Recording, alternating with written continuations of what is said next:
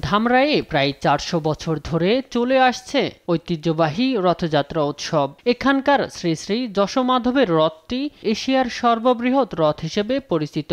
রথটিকে নতুন করে সাজানো হচ্ছে রংতুলির আঁচড়ে। সপ্তাহব্যাপী চলছে এই কাজ। রথের কাজ করি বছর একবার, খুব ভালো লাগে। হলুদ কালার দেই, লাল কালার, গ্রিল কালার, আর হলো সবুজ কালার। 7 দিন যাবৎ রথের পেন্টিংয়ের কাজ চলতেছে। আমাদের 6 জন রং মিস্ত্রি আছে। প্রতি বছরই এই কাজ করি আমরা, কাজে রথে ভালো লাগে। প্রায় 40 ফুট উঁচু এবং 20 ফুট চওড়া কাঠের তৈরি এ রথের চারপাশে খোদাই করা হয়েছে বিভিন্ন দেবদেবীর প্রতিকৃতি। বর্তমানে যশোমাধব পরিচালনা কমিটির মাধ্যমে পরিচালিত হচ্ছে ধামরাই রথযাত্রা। আয়োজকরা বলছেন, এবার উৎসবমুখর পরিবেশেই রথযাত্রা অনুষ্ঠিত হবে। রথযাত্রা উৎসব শান্তিপূর্ণ ও আনন্দঘন করতে প্রশাসনের পক্ষ থেকেও নেওয়া হয়েছে সব ধরনের প্রস্তুতি।